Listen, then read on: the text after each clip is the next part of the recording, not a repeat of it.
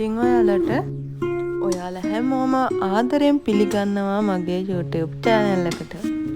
ඔන්න ඉතින් අද මම බබාට උදේ කෑම වේලකට හදලා දුන්නු කෑම රෙසිපියක් තමයි අරගෙන හදන්නේ රුලන් වලින්. රුලන් කියන්නේ පොඩි බබාලගේ බර වැඩි වෙන ආහාරයක්නේ.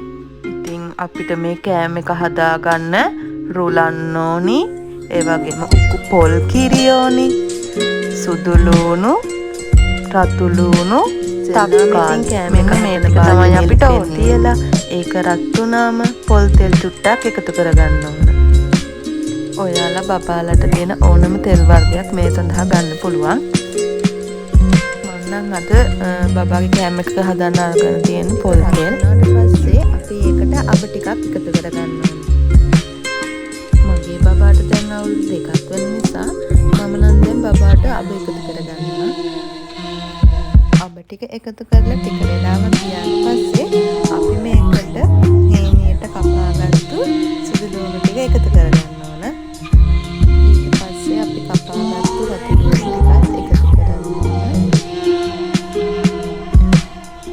දැන් පොඩි වෙලාවක් රන්වන් පාට වෙනකම් මේක තෙලේ බැදෙන්න දෙන්න ඕන.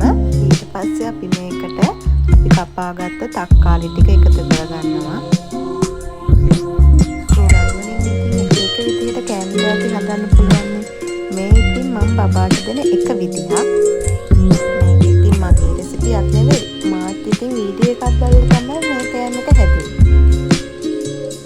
බබා කයිද නැද්ද කියලා ඉතින් විශ්වාසයක් නම් තිබුණේ නැහැ. හැබැයි ඉතින් බබා මේ කෑම එකට නම් ගොඩක් ආස වුණා. ඉතින් මේ ටික හොඳින් තෙලේ බැදෙනකන් කලවම් කරන්න ඕනේ. නැත්නම් ඉතින් අඩි අල්ලන්න බලනවා.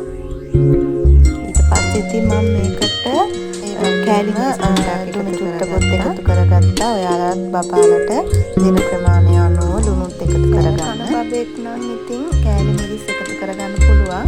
මගේ බබා පොඩ්ඩක් සැරට කන නිසා මම කෑලි මිරිස් චුට්ටකොත් එකතු කරගත්තා. කෑලි මිරිස් දානක නම් ඉතින් අනිවාර්යයෙන්ම.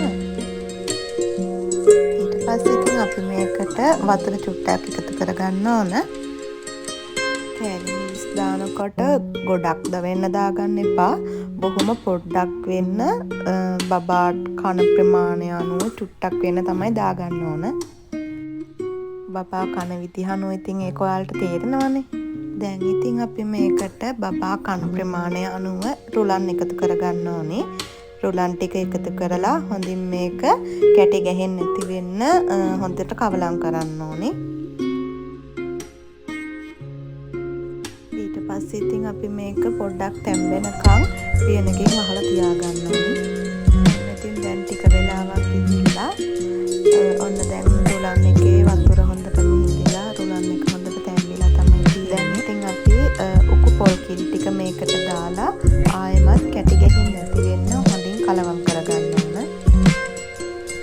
මට ඔයාලට කියන්න බැරි වුණා මේක අපි ලිප අඩු ගින්දරේ තියාගෙන තමයි කරන්න ඕනේ.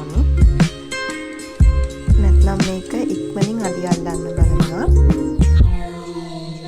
පොල් කිරි ටික දැම්මට පස්සේ ආයෙමත් පියනෙන් වහන්න අවශ්‍ය කරන්නේ නැහැ. මේක උතුරනකම් පොඩ්ඩක් ලිපේ තියලා හැඳි ගා ගන්න ඕන. ඔන්න ඉතින් දැන් ටික වෙලාවකට පස්සේ කෑම එක රෙඩි. දැන් නම් මේක හොඳට උතුරනවා. දැන් ඉතින් අපි ලිප ඔෆ් කරගන්න ඕන. පොඩි වෙලාවක් කෑම එක නිවෙන්න තියලා බබාට කෑම කවන භාජනයට කෑම ටික දාගත්තා. දැන් ඉතින් බබාට මේක කවන්න තමයි තියෙන්නේ. අපි බලමුකෝ බබා කයිද කියලා. ඉතින් මාත් පළවෙනි පාට තමයි මේ කෑම එක බබාට හදලා දුන්නේ. රුලන් වලින් එක එක විදිහට කෑම හදලා දීලා තියෙනවා. ඒත් මේ විදිහට හදලා දුන්නේ ෆස්ට් ටයිම්. ඉතින් බබා මේක අතගගා ඉඳලා ඊට පස්සේ නම් ඉතින් මේ කෑම එක ඔක්කොම කෑවා. බබා ඉතින් මේ කෑම එක ආසාවෙන් කාපු නිසා මට හිතුණා ඉතින් ඔයාලත් එක්කත් මේක ෂෙයා කරගන්න ඕනි කියලා. ඔයාලත් බබාලට හදලා දීලා බලන්නකෝ. එහෙනම් ඉතින් අදට ගිහින් එන්න.